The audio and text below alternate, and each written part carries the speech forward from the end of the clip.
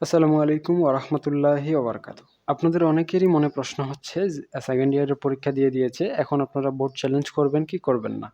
So board challenge করবেন কি করবেন না এটা আপনার উপর ডিপেন্ড করবে। আপনি যদি বোর্ড চ্যালেঞ্জ করতে চান তাহলে করতে পারেন, না করতে চাইলে নাও করতে পারেন, কোনো সমস্যা নেই।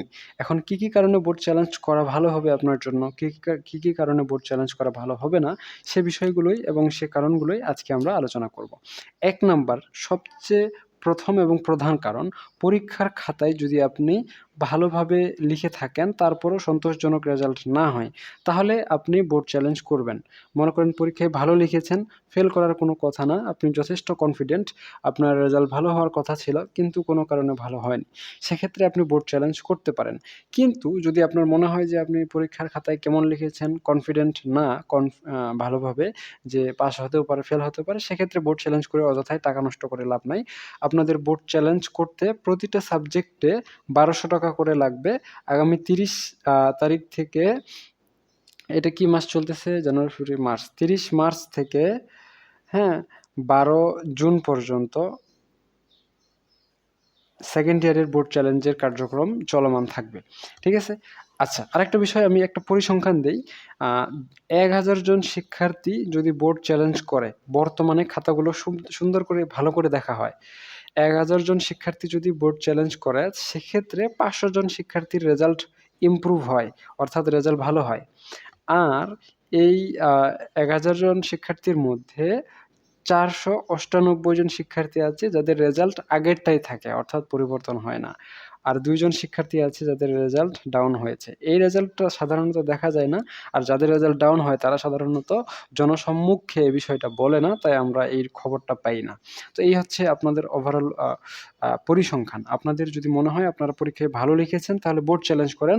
পার সাবজেক্টে আপনাকে ৳১২০০ দিতে হবে। আর যদি মনে হয় যে ভালো লিখেছেন কিনা আপনি বুঝতে পারছেন না, সেক্ষেত্রে আপনি হচ্ছে গিয়ে পরবর্তী পরীক্ষার জন্য প্রস্তুতি নেন। আরেকটা বিষয়, সেটা হচ্ছে যে মনে করেন আপনি পরীক্ষা দিয়েছেন কিন্তু আ পরীক্ষা দেওয়ার পর অ্যাবসেন্ট আসছে। অনেকেরই প্রশ্ন এটা। পরীক্ষা দেওয়ার পরও অ্যাবসেন্ট আসছে। যাদের এমন হয়েছে কোনো সমস্যা নেই। আপনাদের টেকনিক্যাল ত্রুটির কারণে এমনটা হয়েছে। সো পরীক্ষা দেওয়ার পরও যদি অ্যাবসেন্ট আসে, সেক্ষেত্রে জাস্ট বোর্ড চ্যালেঞ্জ করে দিবেন।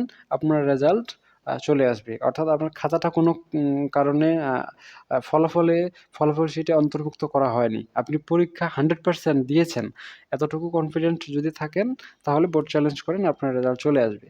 আর অনেকেরই প্রশ্ন হচ্ছে, "স্যার, রেজাল্টে আমার ক্যানসেল দেখা গেছে।" রেজাল্টে বলা হয়েছে ক্যানসেল আসছে। সো এই বিষয়টা আমি যতটুকু বুঝতে পারলাম, যাদের পরীক্ষায় নকল বা অন্যান্য আ পরীক্ষা কেন্দ্রে নকল বা অন্যান্য বিষয়ে ঝামেলা হয়েছিল, তাদের রেজাল্ট ক্যানসেল করে দেওয়া হয়েছে।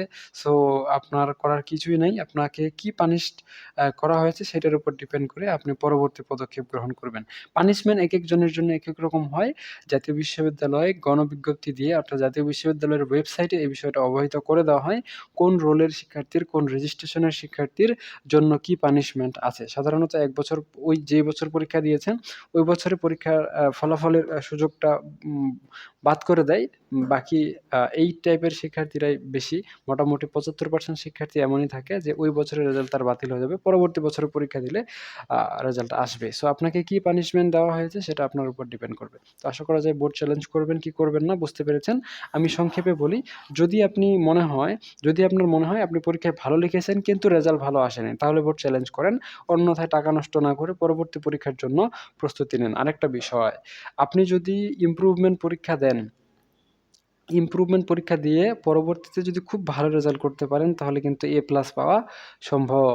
কারণ এখন এই নিয়মটা করেছে। আগে এই নিয়মটা ছিল না। আগে এই নিয়মটা সর্বোচ্চ বি প্লাস পর্যন্ত ছিল। এটা আপনাদের জন্য প্লাস পয়েন্ট। আপনারা যদি ইমপ্রুভমেন্ট পরীক্ষা দিতে চান, যদি পরের বছর আরো ভালো করে গুছিয়ে প্রস্তুতি নিতে চান, এটাই আপনাদের জন্য বেটার হবে। তাহলে আপনারা এ প্লাস পাওয়ার মতো লিখলে এ প্লাস অবশ্যই পাবেন।